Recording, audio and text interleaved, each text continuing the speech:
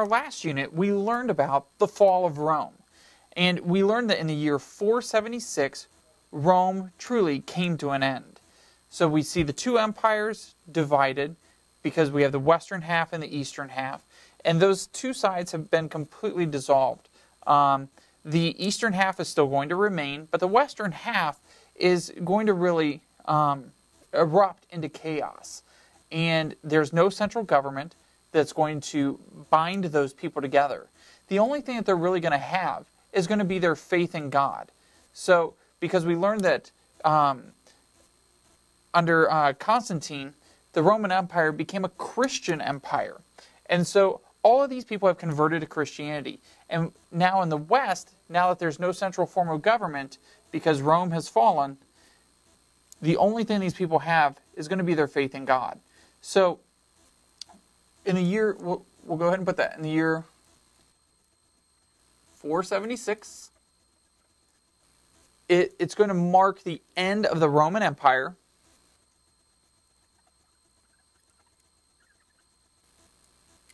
But it also marks the beginning of a new era.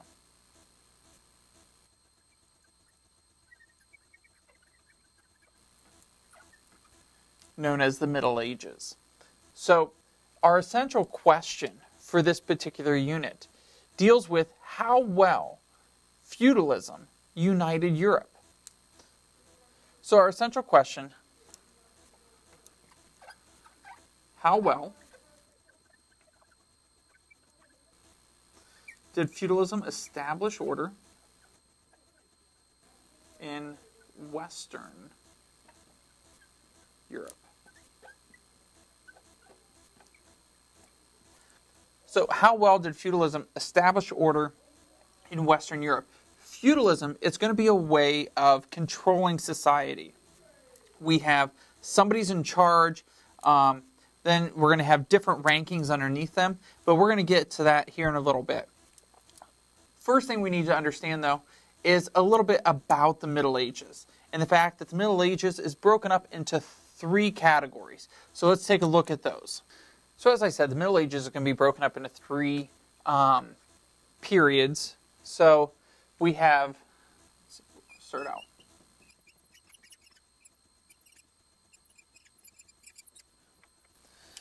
The first one is going to be called the Early Middle Ages. The Early Middle Ages is going to go from the year 476, which we all know is the fall of Rome, through about the year 1000. Then we have what's called the High Middle Ages.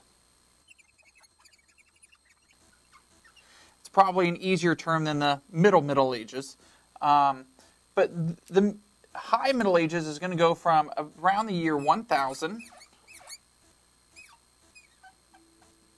to about the year 1300. Then we have the Late Middle Ages. The Late Middle Ages is going to run from the year 1300 through the year 1450. So when you're looking at kind of a timeline of this, figure 476, fall of Rome, 1450, marks kind of the end of the Middle Ages. But if you go like this, we have the High Middle Ages, we have the Early, and the Late. So it's kind of a way to mark out the Middle Ages and kind of what all went on. Because as we see the beginning of the Middle Ages, there's not going to be a lot of activity and whatnot. There's not going to be a lot that binds them together. So it's going to start out kind of small. But when we get into the High Middle Ages, we have a system called feudalism. Feudalism is going to be in full force in the High Middle Ages, and it's going to be what really binds communities together, and it's going to be really what gives some people hope, but it's also going to be what keeps people in a low position in society. So, like I said, we'll get into the idea of feudalism here in a little bit, but just wanted to at least introduce it to you here. So let's go ahead and take a look at the early Middle Ages. So as we look at the early Middle Ages, the one thing you have to keep in mind is that life was really difficult for the vast majority of folks because we don't have an economy that people are able to generate money, pay for goods, go to town and buy groceries, sort of thing. Those elements to society no longer exist. And so people are really going to struggle. Life is going to be very dangerous. It's going to be one of those situations in which you have to just survive. Your concern is more with survival than anything else, providing for your own family, let alone your neighbors or your friends. You have to take care of you and your own. So let's go ahead and write that down. Life was dangerous and difficult in Western Europe.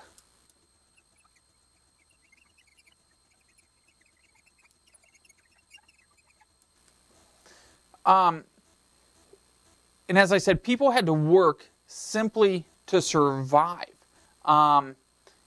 just so that they had enough to eat for their own family. So they're not farming for anyone else except for their own family. So there's definitely not enough food to take to market, to sell. It's a matter of, can I provide for myself and can I provide for my family?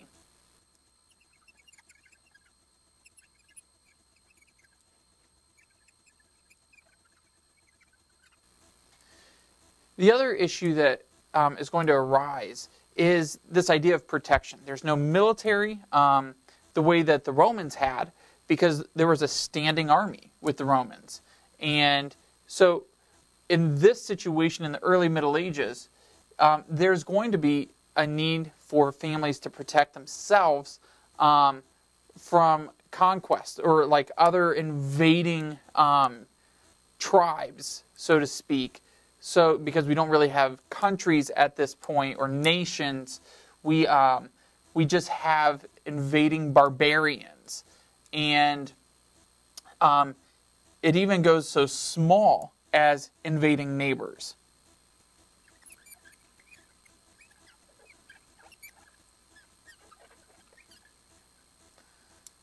Now, this idea for a need to protect themselves, that is going to be one of the things that's going to drive the entire idea of feudalism. So let's take a look at this idea of feudalism, kind of how it works. Feudalism is going to be an economic as well as a political system.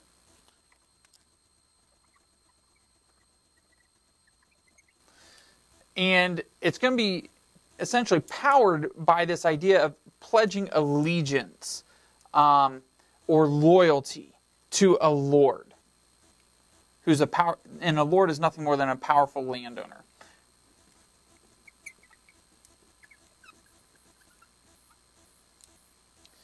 Now, when people would pledge loyalty to a lord, they're going to get some things in return. They're going to receive protection.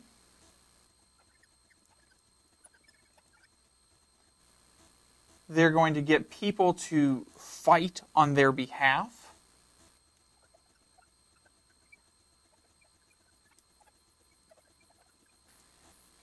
Now, a lord is he's going to have a group of people who are going to work for him called peasants. And these people are going to work the land. Now, there's going to be another group kind of underneath peasants, but equal but not equal. And they are a group called serfs. Not like surfing the waves, but a serf, it's spelled a little differently. S-E-R-F. So serfs, these are peasants, but they're not free peasants. But they're not completely enslaved either, the way that you would typically think of slavery. So peasants, serfs, are not able to just leave the Lord's land whenever they want. They can't just go take a vacation. So serfs are peasants who were not free to leave the Lord's land without permission.